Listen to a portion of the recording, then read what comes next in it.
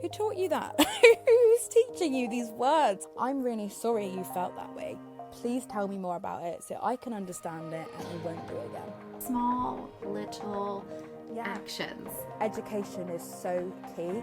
The more you know, the more you understand that we are all human at the end of the day. It's everyone's responsibility to make things work. Share the spotlight. If you're in a position of power and you've got the power to do that, share the spotlight. Try and build other people up. Hi Envisionaires, it's Nicole Nguyen here. Welcome to the Envisionaire podcast. This is the podcast where we envision living our best lives by exploring everyday topics related to health, wealth, and community. On today's episode, we have Megan Wellman, who is a marketer and community manager who is on a mission to help ethnic minorities entering the working world. She offers them practical advice for career development and mentorship on issues around diversity and inclusion. She has also recently been appointed People and Culture Executive at a luxury travel company. I first came across Megan's profile earlier this year on LinkedIn when she posted a beautiful photo of herself in braids and shared her fear of doing so on a social media platform geared towards professionalism. The reason she was nervous about doing so was because her previous experience working in companies where her hair had been a topic of uncomfortable discussions. I was so impressed and inspired by her bravery and her vulnerability in that post. I just knew I had to connect with her. Megan has also recently written a book called Flourish, How to Thrive in the Workplace as an Ethnic Minority. Today, we have Megan on the Envisionaire podcast, and she is going to be diving into the book, and we're going to be talking about ways where ethnic minorities can navigate the workplace. And we're also going to examine ways in which non-ethnic minorities can effectively act as allies to help ethnic minorities along their career journees.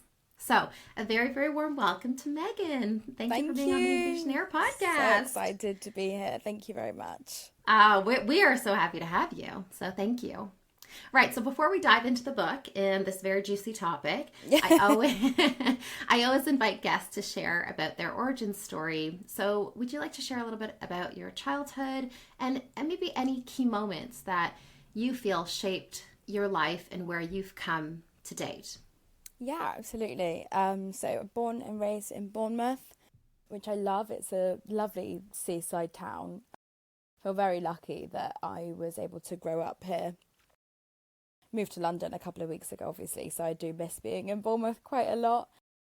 But in terms of, growing up, my parents split up when I was very young, and my mum and my brother and we moved around a little bit until she met her now husband, my stepdad. And in school, there was only a handful of people in my class who weren't white British, and this was from primary all the way to secondary until I left. I recently read that I think 91% of people are white, according to ONS, in the Bournemouth, Christchurch and Poole area. So it was something that I was quite aware of growing up, that I was different and I felt different. I think the first memory I had of being aware of my race and being uncomfortable with it was when I was doing a dance show. I used to do dance at the Poole Lighthouse, and I'm making my way down to the stage, getting ready for my dance that was next up on the stage, and I walked past this line of girls. I was probably like 9 years old when this happened, and they were all white, and they all had lovely straight blonde hair all tied up in these really nice ponytails. And I remember walking past and really noticing that I didn't fit into that bracket, and I just felt like other, and I was like, I can't do my hair like that, like it wouldn't look like that, and they look very, very different to I do. And that's the first notable moment for me that I was just aware that the people around me weren't me as well. I had a family member who used to treat me quite differently, and call me names, and I felt very uncomfortable around him. But as a child, I didn't know why I felt uncomfortable around him, and it's only become clear as I get older and I understand more that he was racist, and I made my peace with him. But growing up as a young child, it's very hard to deal with, and it's hard to, because you're so young, you don't know why people have different views, and the history that you learn in school, it's not 100% accurate, and they don't tell you the part that, you know, British people had in the slave trade and all these other things, all this structural sort of racism and discrimination.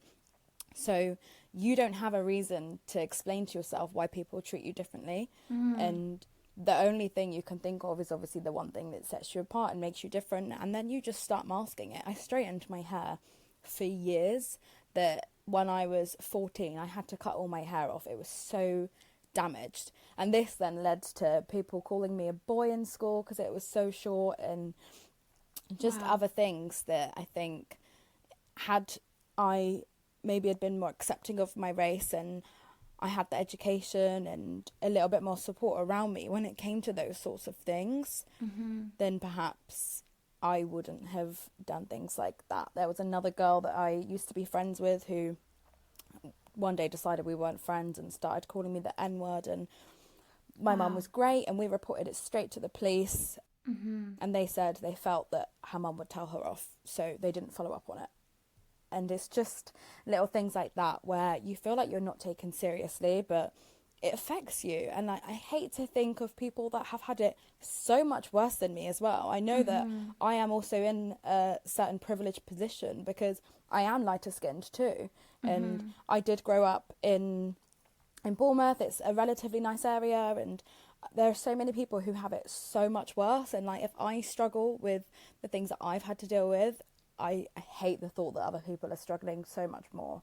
So if there's anything that I can do to help in the things that I know, which is like work, I know how that can help people, then that's what I want to do. Yeah, absolutely. So, okay, let's go back a little bit. So, for the listeners, you are a mixed race. Like, is biracial? Is that how you define yourself? Again, it's one of those things. It's so hard to try and say what I am. I think I'm both. I'm white British and I am black Afro-Caribbean. My mum is white British and my dad is black. He was born in Lewisham, and then he was raised in Basingstoke before he moved to Bournemouth and met my mum. Thank God he did. But my grandparents, they were born in the Caribbean. One was born in Aruba, the other in Antigua. But prior to that, we're like, our bloodline is Nigerian. That is like our DNA is Nigerian. Yes. But obviously we're Caribbean because that's where they were born and they grew up. So right. It's a nice mix. It's a nice mix, absolutely. And how did you, like, I guess you mentioned this idea of like being fair-skinned or lighter-skinned. Did you feel accepted amongst your peers, aside from obviously you being aware of your difference when you were doing your ballet event? Did you feel like your peers accepted you? You mentioned bullying at 14, but growing up. I think I had my friends, and I've got friends now that I've had since I was like 12 years old, and they're my closest friends and I love them to pieces. And I'm very, very lucky to have that. I've had very good friends, but I have also had to deal with racism from people that were, you know, in my dance classes or at my school. Luckily I had friends too, so I suppose it never felt so bad. But yeah, I don't know, it still affects you at the end of the day. I mean, there's always, like I mentioned, that girl who, you know, took it upon herself to start sending me hate and calling me the N-word. You know, it's horrible that a child even knows that language in the first place and knows who to say it to. Yeah, absolutely. Especially in this day and age. Like, it's like the 20, whatever it would have been, like 2010, maybe, something around that time. Like, that is insane. Who taught you that? Who's teaching you these words? Like, it's so, to say them in such a targeted, horrible way. Like, there are other words that we teach our children to not say. Why is that not one of them? Why is that seen as an acceptable thing to say to people? It's really quite sad. Yeah, absolutely. I mean, yeah. Hopefully she regrets it and, has moved away from that sort of behavior. Yeah, I hope so. I'd like to think so. Yeah. So how did your kind of career progression, because I know you said you really, really want to help young ethnic minorities who may have faced some of the obstacles that you faced. So how was your career progression when you started working? So, I mean, my career's been really quite varied. I've worked in marketing pretty much when I left college in 2014 until 2022, so last year. And I still do freelance marketing now. This has been across multiple industries that I've worked in. So technology like cloud and co-location, to working with youth organisations and wedding venues, digital agencies and more.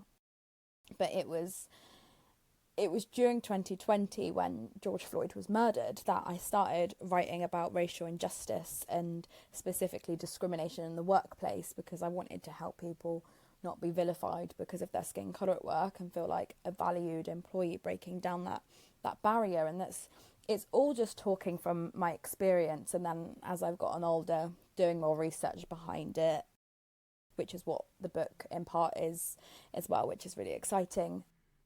But there's so many instances of work that I've had to deal with. You know, I'm 26 years old. I've been made redundant twice, which, you know, in your lifetime, the average is 3 times. Wow. Which, yeah, it is what it is at the end of the day. I'm not going to sit and say it's because of my race, because you never know. No one's obviously going to admit that to you. I just, in order to protect myself, I'm going to take it at face value and say I was made redundant because the company no longer needed my role. Yeah. But there are certainly instances at multiple workplaces I've had where I've had to face, you know, racial discrimination, and it's awful. But if there's anything I can do to help other people, then I would love to do that. And how have you dealt with those sorts of instances of discrimination? Did you have a conversation with the person, or did you have to escalate it? How did you deal with that? It depends on what's happened. There have been times where I know something's made me uncomfortable, but I don't really know why, so I never said anything. But there have been times when it's been very obvious to me that people are being really quite rude and offensive, and I would escalate that to, you know, a manager, and nothing's ever really come of it. It's always like, oh, we've had a word with them. Somewhere I worked, I got referred to as a monkey before, and I escalated it. It's so horrible. I think I'm so used to these sorts of things now, I forget how shocking it is when I tell people. But yeah, just like there's loads of like little things like that, and that incident in particular, I, you know, explained that to a manager, and he got spoken to, and that was it. There was no apology. It was like, he's been spoken to, he won't do it again, sort of thing. Was he saying it in like a jocular way, or in a sort of, was he trying to be funny, or was it actually in a derogatory, like it was very clearly, you know? Trying to be funny, somehow comparing me, I wish I could remember probably like what the context of the whole conversation was, but was somehow trying to compare me to a monkey in some way. And that is, you know, that's a very known offensive thing to say to, you know, yes, people that have black in them. And it's, yeah, he was an older man, and I think a lot of the time I tried to excuse people who were over a certain age and said, well, you know, they've grown up in a very different time. But man, my friend's Nan, she is well into her 70s, and she often gets banned from Facebook because she's always defending people, and she's grown up in a very different time. But yeah, I'm like, if she is out there defending people, getting like banned off social media because she's defending them with her whole heart, then there is no excuse for anyone to grow out of these old belief systems that are making them so offensive to other people for no reason other than the colour of their skin. Yeah, absolutely. Wow. So how have you moved from marketing into the tech industry, into public speaking, and now being an author? Well, I think, once, like I said, obviously with George Floyd, it's sort of, there was just so much going on, and COVID, it was a really difficult 2 years for a lot of people. And once I started writing, I went into recruitment. so people could get their foot in the door with companies without there being any bias. And I started a HR qualification, and I'm really pleased now to be working for an incredible travel company where I look after the people and culture alongside my team. The culture at this company is amazing, and I've never experienced anything like it. And like you said, I've done some public speaking, touching on subjects that affect people who are often marginalised because of their skin colour. I can't say I love public speaking, but I keep finding myself in these situations, I think because I love writing about it. And then people have come across it and they're like, oh, please, talk on this podcast or speak at our show. Yeah. The nerves are always there, but it's so important. It needs to be discussed. It needs to be spoken about. And I think one of the most important things I want to get across as well is there's nothing wrong with being born into the situation you're born into, whether that's a position of privilege or not. You can't help being born into that situation, and you shouldn't feel guilty or feel bad for it. It's how you act after that, how you are towards people and what your intentions are. My career journey has been a bit hectic, but that is also because of the way I've been treated in certain companies. I've not had that opportunity to stay at one company for a really, really long time and, try and work my way up, because something always happens and then I need to find my way and do something else. But I'm so excited to now be working somewhere where everything about me is appreciated and valued, and that's the case for all of the employees within the organisation, which is really cool, and it's just not something I've ever experienced before. That's amazing. I also feel like, I know you said you defined your career path as a bit hectic, but I actually think that you have created opportunities from the challenges that you have faced, and I actually quite admire that. I think that you've seen something, and exactly right. Like, what do? You have two choices. Do you just kind of like wallow in it or be a victim, or, not to say, I mean, obviously certain situations are very difficult. And so, but I think the fact that you moved away from it intentionally, and then you created these opportunities, whether that was writing a book, speaking out about it, writing articles, I think that's a really beautiful thing, a shift essentially to do, like take something very dark and put light onto it and bring awareness to it. So I think it's actually quite inspiring, your career journey so far. Thank you. It's difficult talking about these things because you're always going to get people who are on the other side of your opinion, because that's what they are. Opinions are opinions. They're there to be discussed and talked about. And I came off Twitter because I was getting sent some really horrible pictures and messages, and which is really unfortunate, but it's fine, because I think I mainly talk about these sorts of things on LinkedIn, because that's primarily where people who work are, and that's where I can talk about these sort of things. Yeah. There's always going to be people out there who don't agree, or they're not open to the conversation, which is really difficult. And I think that's probably the thing that stops me talking as much as I could, because it's just a fear of I don't want to have to listen to someone say these horrible things. I've had to deal with it most of my life. Yeah. If I can just help one person, then I'm happy. Amazing. Love that. I think I'd like to move into the book itself, because there's so many things I want to talk about, and lots of questions. Book is called Flourish: How to Thrive in the Workplace as an Ethnic Minority. So why don't you tell the listeners a little bit about the book, and ideally what your motivations were? I mean, I know you did already mention obviously events in recent years and your own experiences, but what was the motivation to actually write this book specifically? It's so hard. I can't remember the moment when I sort of decided I'm writing this. I think I just wanted to initially create like a guide that I wish I had when I was trying to find myself in the corporate world, and I was struggling with these different work situations where people were treating me differently or saying inappropriate things. I wish I had this book.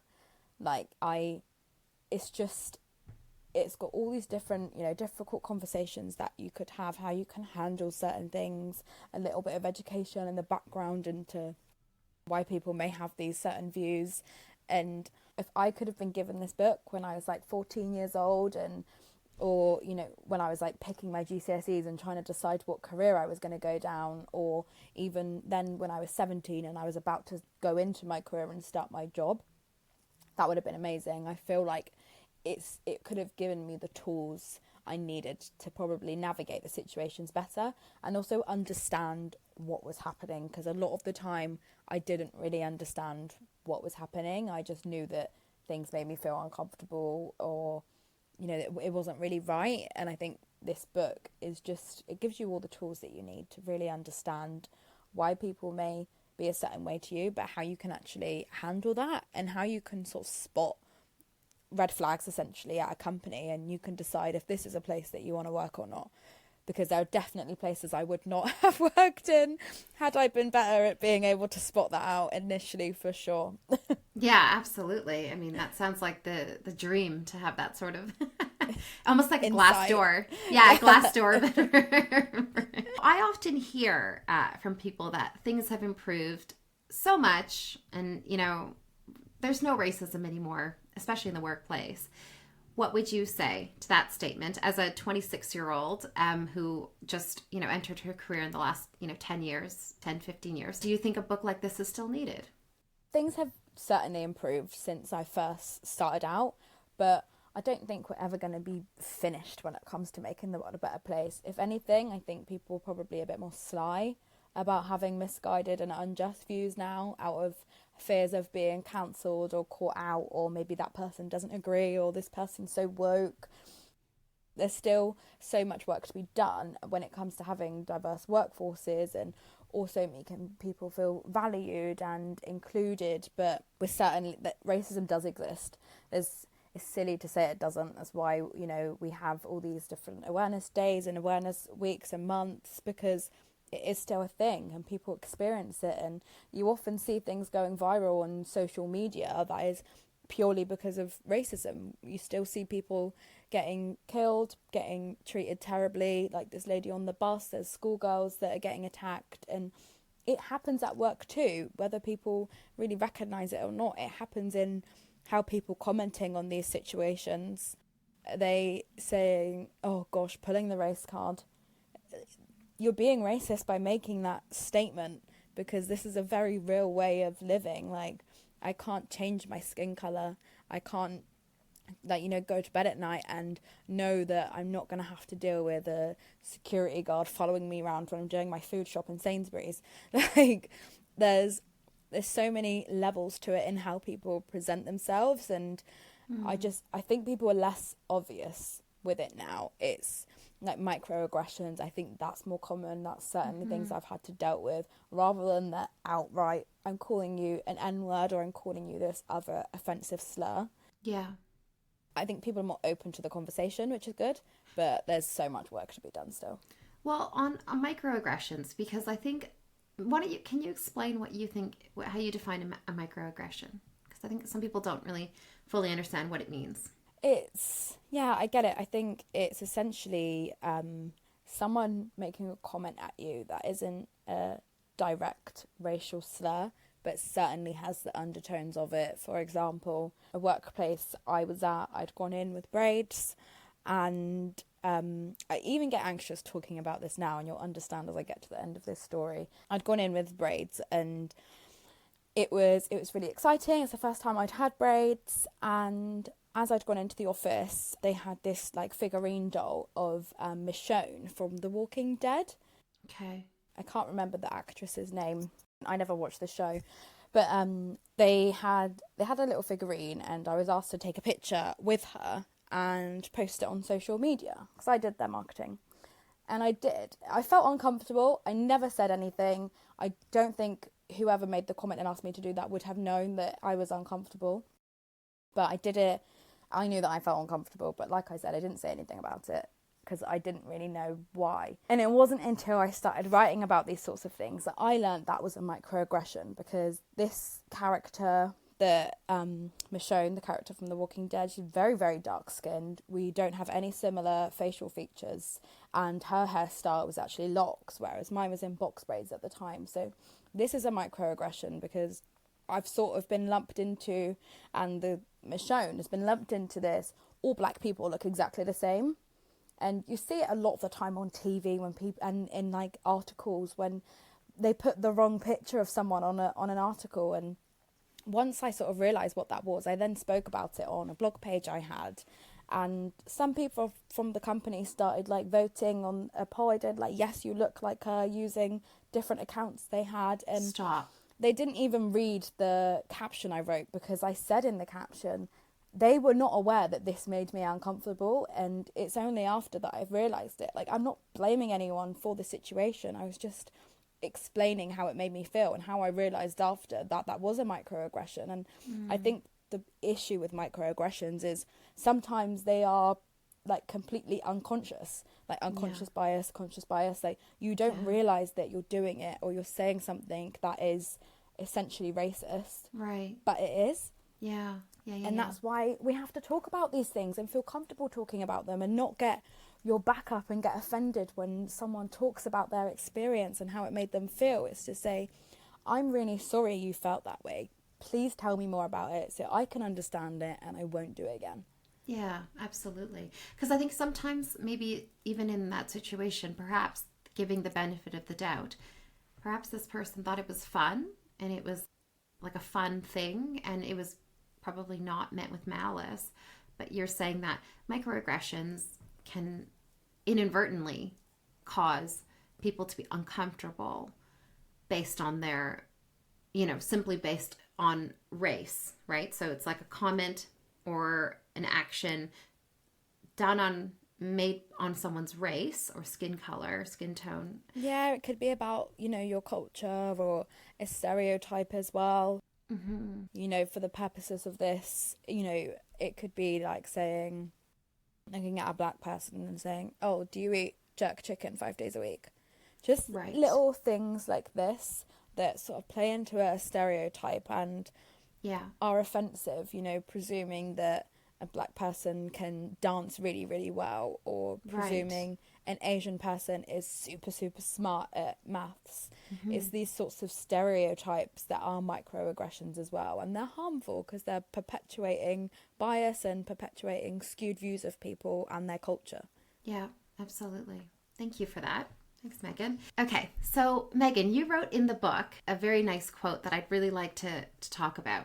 The quote is, "It's not enough to say, quote, I'm not a racist, end quote. You need to be anti-racist and actually call out these behaviors in others and unjust systems so that we can all live in a harmonious society."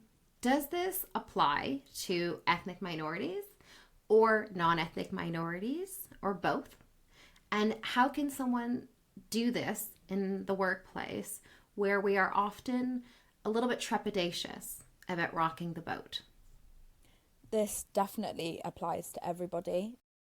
It's everyone's responsibility to make things work. It's not just down to people who are oppressed or people who are not oppressed. Everyone needs to make an effort to be anti-racist, because there's so many races and there's so much to unpack when it comes to being anti-racist. There's that famous quote by Desmond Tutu: if you are neutral in situations of injustice, that you've chosen the side of the oppressor. If you want to be anti-racist, you need to hold your friends and your family accountable. If you notice, them saying anything problematic, you need to educate yourself by listening to podcasts or reading books, and support the work of people of colour, and avoid asking those sorts of microaggression comments, saying someone, but where are you really from?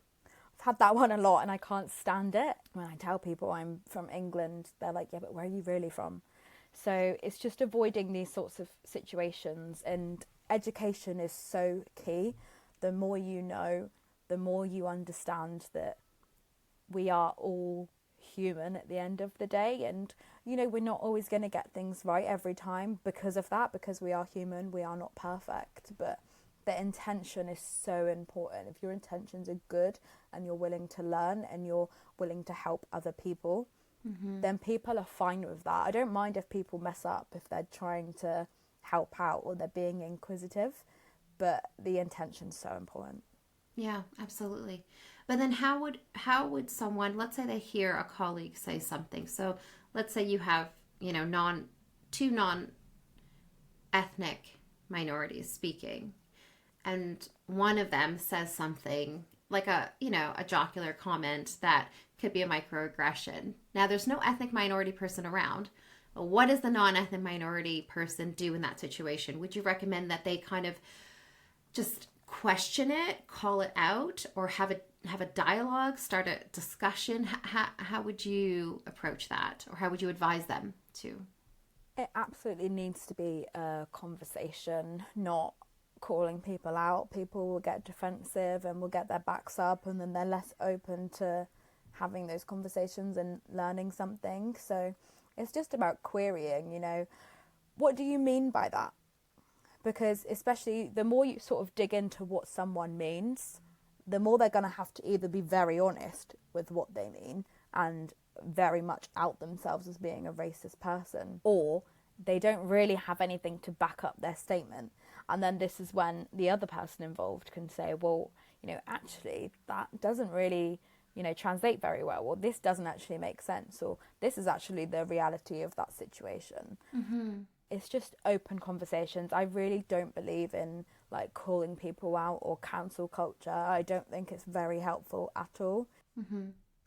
I don't think you should just blame people. I think try and have a conversation. If they're not open to a conversation, then that's on them at the end of the day.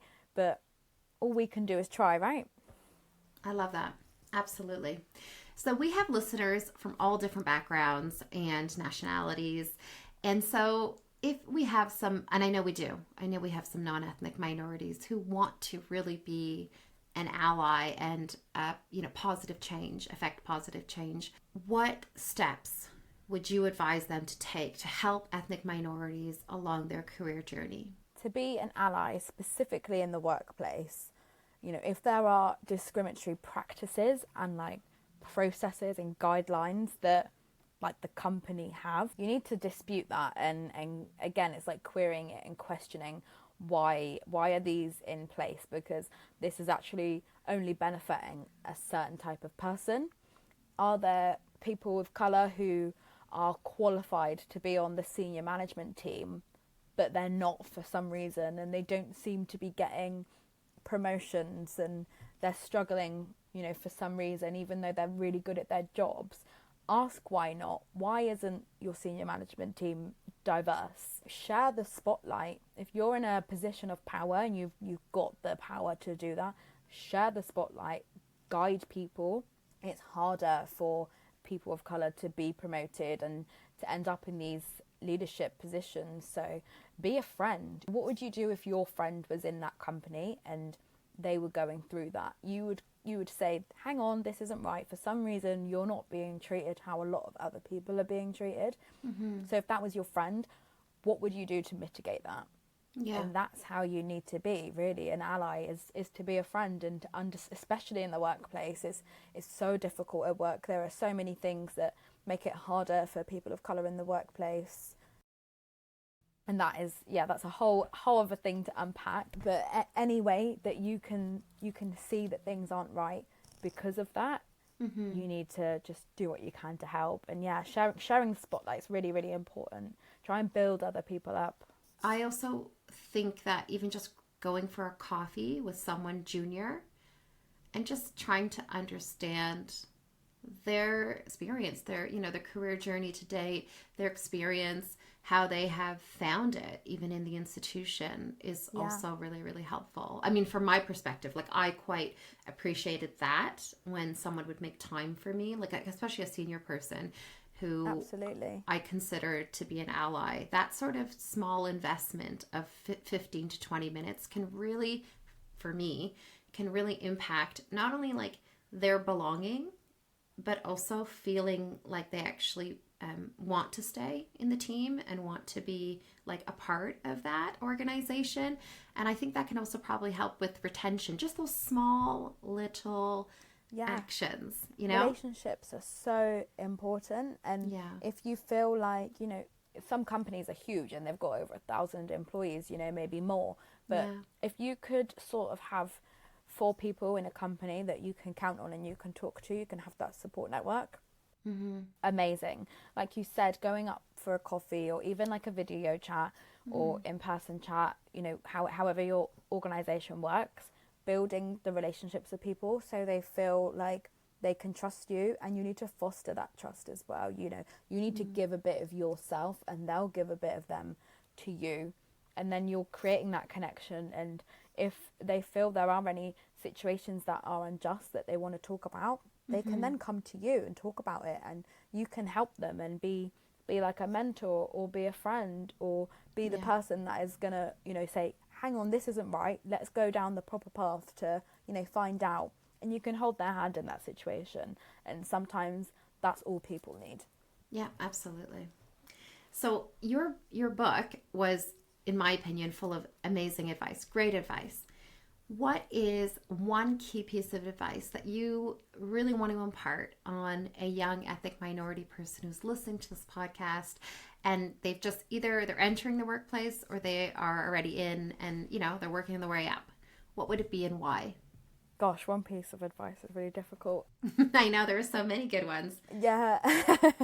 I think the one thing I probably needed to hear the most when I was younger was that it was okay for me to be who I am and to embrace that.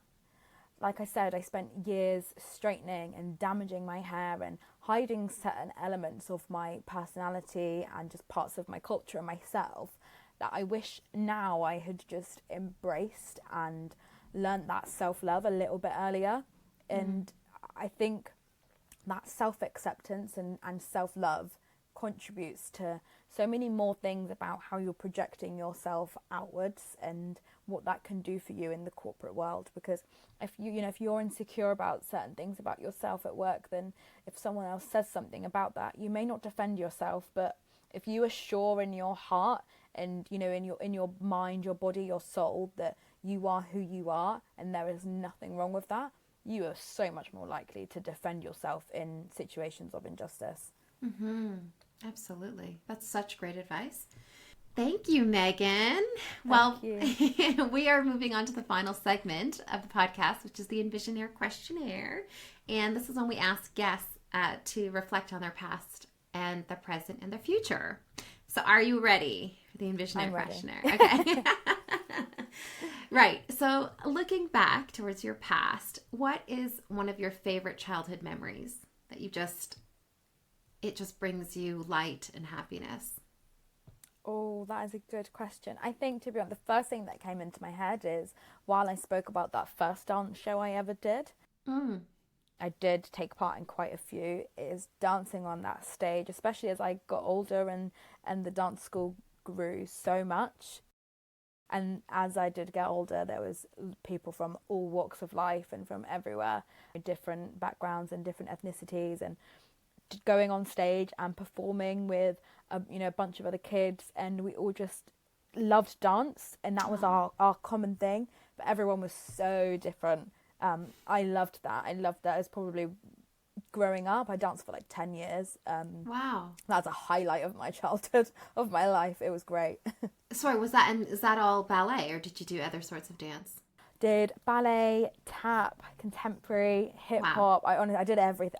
I love my life was dancing. I loved it. That's amazing. Do you still do it now? I don't anymore. 10 years took its toll. I've got very creaky knees and creaky hips now. Which makes me sound really old. I'm 26. I've got bad knees. I'm not like that. That's only because you're 26. You're so young. But yeah, that's okay. There's lots of things you can do now aside from, Yeah. Do you know what's funny is one of my favorite memories, also as a child, was I used to do folk dancing through the school, and one of them was African dancing, like one of the segments of the sort of curriculum. And so African dancing, I remember we did this competition, and I was like, maybe it was a microaggression, I don't know, because I was like one of the few like children of color, but they took a photo of me and they put it on the newspaper. I like to think I was the best dancer, but anyway. I think sometimes there are situations that I'm like, I'm just going to tell myself that was a positive thing. Yeah. Because it's much nicer to remember it that way. Exactly. Right. Okay. So reflecting in the present moment, if there was anyone you could seek advice from in the world, who would it be and why? Viola Davis. She is an actress. Yes. I love her. She is an absolute powerhouse. Yeah. She talks on such important topics and she's so talented at what she does. I wish she had the recognition that she deserves. But if I could sit and have dinner with her and ask her like 100 questions, I would do it. You know, I would do it right now, and that would be amazing. And would it be her, like the questions about like her life or like career in Hollywood, obviously writing and creating, you know, how to get away with murder? Like what would the questions be? Everything? Great show. Yeah, everything. I think, specifically because of what I'm interested in, how she's dealt with her career in Hollywood, because it's, you know, notoriously known to sort of uplift white men. And like not even like white women too, just white men. And I would love to know how she's navigated that, how she has done so well, but then also deals with her women counterparts who are white, that they still get paid more, they get more recognition, they get more awards. I'd have so many questions about how that whole system works as well. Can I come to that dinner? I want to be invited, please. 100%. I hope I'm going to manifest that. Yeah. Viola Davis. I'm going to tag her in this podcast. Okay, so future looking. What is one goal that you'd like to achieve in the next 5 years? I mean, you're so accomplished already at 26, but in the next 5 years, what's something you really want to accomplish? Thank you. That's it's so crazy to hear that. I think because I always feel so behind on life. I think a lot of people feel like that though as well, just because everyone's on really different journeys. I would love to. I think I'd really like to write a novel. You know, I think growing up, all I wanted to be was an author. But for fiction stories, not for non-fiction. I only started reading non-fiction books in like the last couple of years. I would love to write a novel, and I just want to help people. I hope people read the book as well. I'd love to in the next few years hear from people who said that it's helped them at work. That would be great. Amazing. Again, I'm going to manifest all of that. I can't wait. I'm excited to see the journey. I'm excited to follow it. Thank you. I really want to thank you for being on the podcast. You shared so much about your own story and a lot of personal experiences. I really appreciate that a lot. And I really hope that everyone can go and buy her book. It will be available, I think, on Amazon. Is that correct? Yes, that's correct. I've got a preliminary date for the 2nd of November. So fingers crossed it will all be okay. Amazing. And then we'll have it on there. Yeah, very exciting. So everyone has to go buy it. It's called Flourish. And I've also had the pleasure of reading it. And it's a great book for anyone who wants to learn about systemic barriers that a lot of ethnic minorities face in the workplace. It's also a really great playbook for any young person who is looking to apply for new jobs, build relationships with their peers or managers, and also think about their long-term planning for financial and career goals. This is the book for you. You can learn more about the book and Megan by visiting her website, which is www.meganwellman.com. It's double L. Yes. In Wellman, and connecting with her on LinkedIn by searching Megan Wellman. I will, of course, always put her information in the show notes and all the links. So thank you again, Megan, for being on the podcast. Thank you for having me. It's been so nice. Thank you. All right. Lots of love.